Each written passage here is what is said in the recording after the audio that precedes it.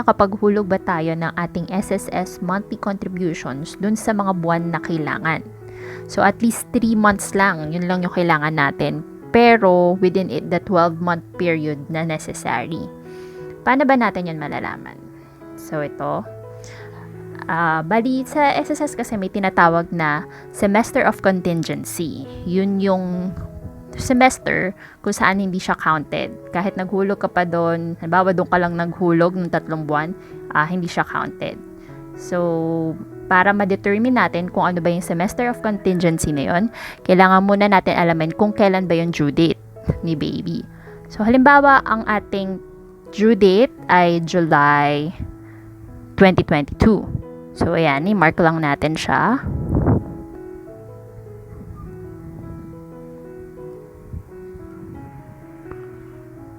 So, ayan. Yung semester of contingency mo ay magpo-fall under sa 3rd quarter pabalik. Okay? So, bali ang mangyayari is yung 3rd quarter mo ng year 2022 and yung 2nd quarter, yun yung semester mo. Kasi semester is 6 months. So, yun. From April to September, yun yung semester of contingency. Kung halimbawa naman ay, halimbawa lang ha, nasa May ang yung, halimbawa lang, May ang yung due date, ang bago mo ng semester of contingency ay January to June of year 2022. So, ganun ha. Okay, so balik natin sa July.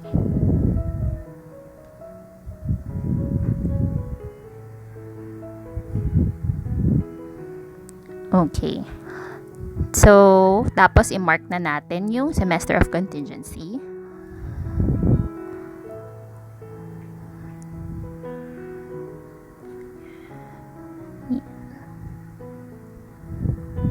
Ayan, ito na yung semester of contingency mo. Pero as a whole yan. So, from here, malalaman na natin ang ating necessary 12-month period. So, ating 12-month period ay ito. Siya ngayon.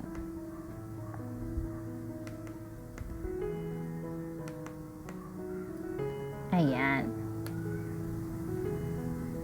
Mark natin siya as color green.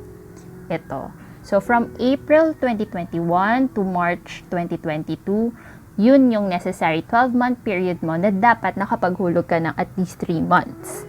Better kung every month nakakapaghulog ka para mas malaki yung makuha mong maternity benefit. Okay. So, after noon, ang next naman natin kailangan malaman ay kung magkano ba ang ating SSS monthly contributions. Okay, so madali lang to, lalo na kung voluntary contributor ka na sa SSS. Kasi tayo yung nagde-determine nun kung magkano yung gusto mong ihulog. Tapos makikip track natin yon. Kaya lang, kung ikaw ay employee, yung magre-reflect dun sa payslip mo, hindi kasi yun yung buo mong contribution. Yun lang yung part mo as an employee, pero may part din kasi si employer na hinuhulugan. So, kailangan mo malaman yung buong amount na pinagsama nyo ng hinuhulugan ni employer at ikaw.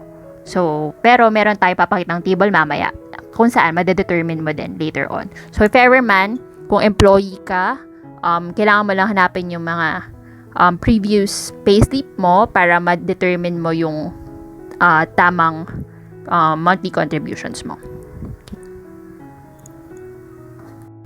So next, kailangan naman natin malaman ngayon yung ating monthly salary credit. So lahat ng mga inaalam natin is kailangan para dun sa ating formula na gagamitin mamaya. So, paano nga ba malalaman tong monthly salary credit?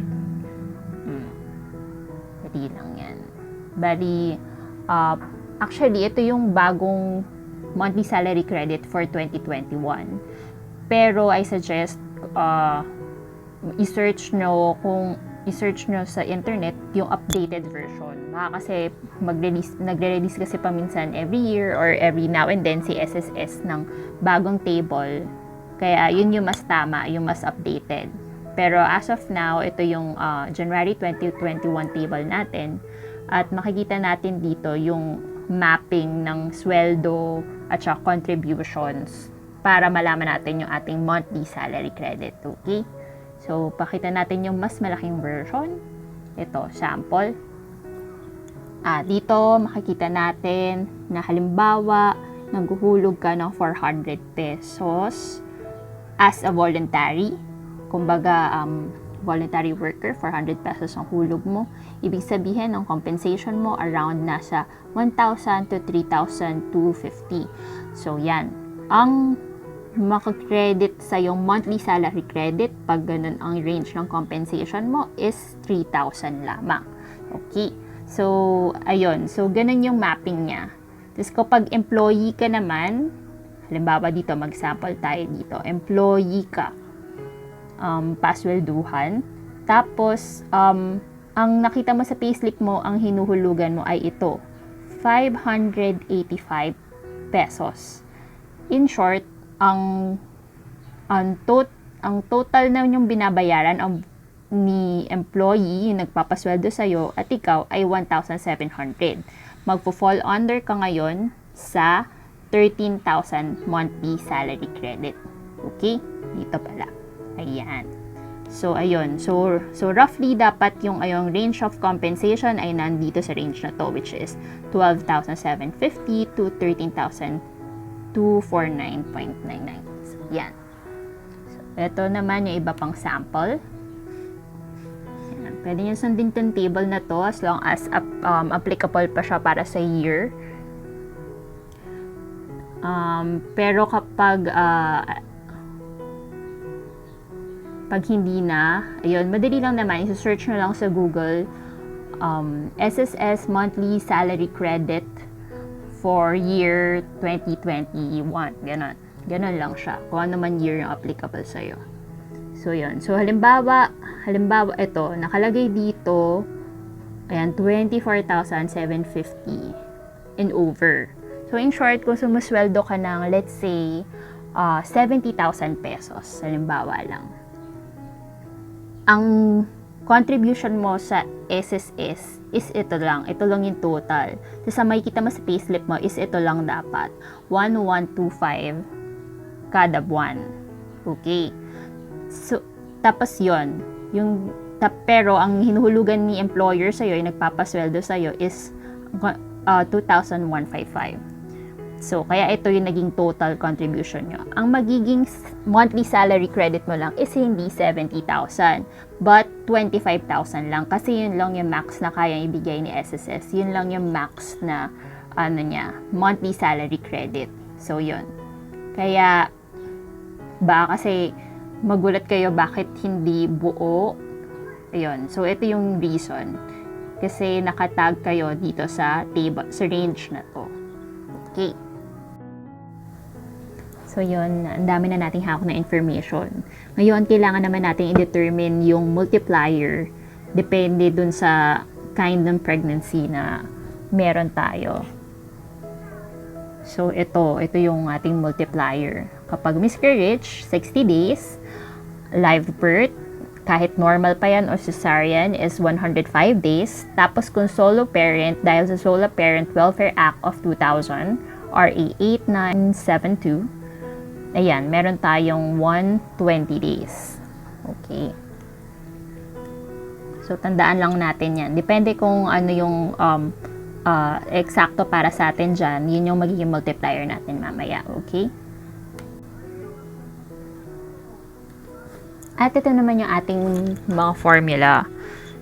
Yan. So, samahin na natin dito lahat ng information na nakuha natin kanina.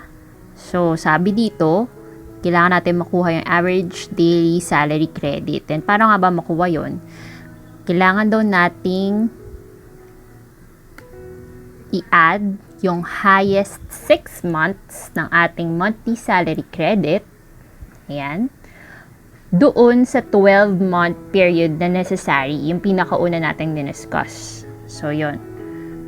So, 6 months lang doon yung kailangan nating kunin. Pinakamataas na 6 months. Kung halimbawa, 3 months lang yung nahulog nyo doon sa period na yun, so at least yung 3 months na yun, plus yung tatlong zero, kailangan nyo pagsamasamahin at i-average yun later on. So, ito. Tapos yan, importante yon. Kaya natin tinuro yung contingency. Yan, kasi excluding the semester of contingency dapat. Kaya yung 12-month period lang yung sakop. Okay. Tapos, pagkatapos na i-divide natin siya sa 180. Bakit 180? Kasi 6 months. Kailangan natin makuha yung average daily salary credit. So, 6 months, meron tayong 30 days. 6 times 30 is 180. So, i-divide natin siya ng 180 para makuha yung daily rate. Okay? So, mamaya, magbibigay tayong example para mas mabilis maintindihan. So, pag nakuha na natin itong ating average daily salary credit,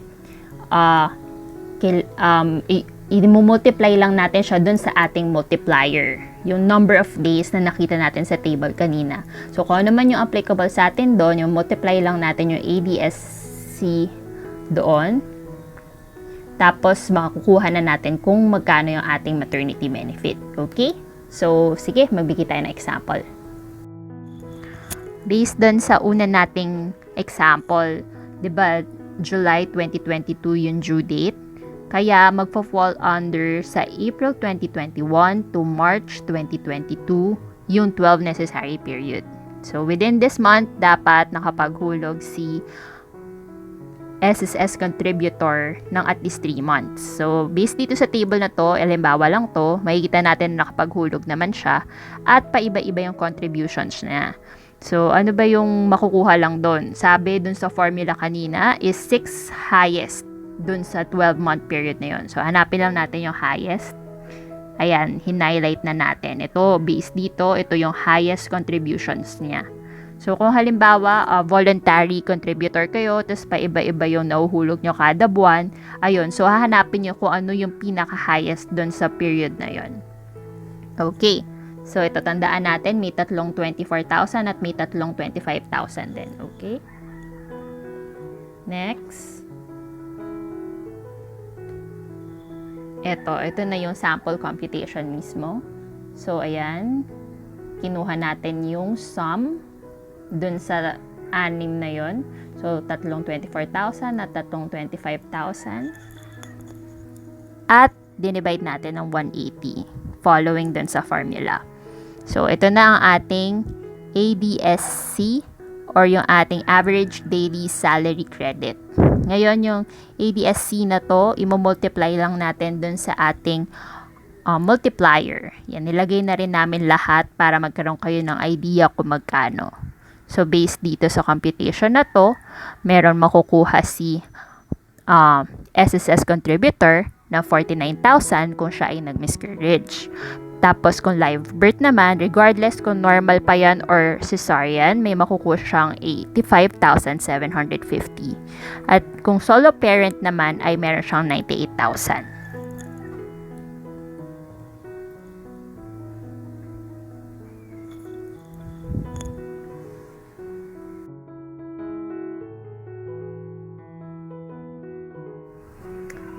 At ito naman ang highest SSS Maternity Benefit as of year 2021. Makikita dito na applied na yung 25,000 na highest monthly salary credit. So, assuming lagpas 25,000 ang sweldo nyo, ayan. So, technically, 25,000 times 6 just divided by 180, ito na yung magiging ADSC mo o yung average daily salary credit. And then, yung kailangan lang yun i-multiply sa inyong multiplier, which is either 60, 105, or 120. Depende kung miscarriage ba, live birth, or solo parent. So, yan. Makikita natin dito na up to 100,000 na yung pwede nating makuha if solo parent. Pero kung live birth, 87,500. Okay?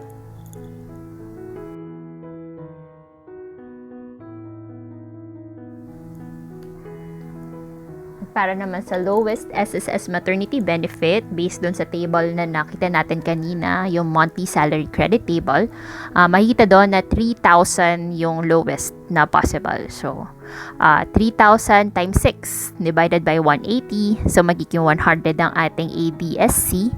at i-multiply lamang yon sa ating mga multipliers na 60, 105 at 120. Yan, makikita natin dito na 6,000 kapag miscarriage, ayun yung lowest. And then pag live birth naman, ang lowest is 10,500. So there.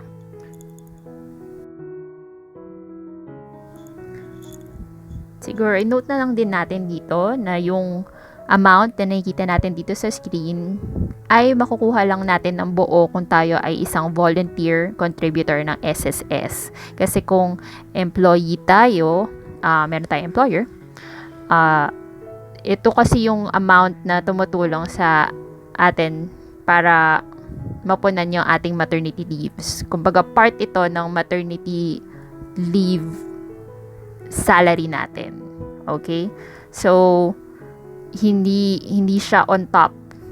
Bali kung nag-leave ka for 105 days, makukuha mo ng buo yung sweldo mo, pero itong amount na to, kasama na ito doon. Kumbaga, pang-punan siya, pang-help siya kay employer para mapasweldo nila tayo. Okay? Pero kung voluntary contributor ka, ayun, bali makukuha mo to on top kasi technically, binabayaran mo naman yung buo yung contributions every month. So, there. Kung may katanungan, mag-iwan lamang ng komento at susubukan namin itong sagutin sa lalong madaling panahon. Huwag niyo rin itong kalimutang ipamahagi sa inyong mga kaibigan at kaanak. Maraming salamat!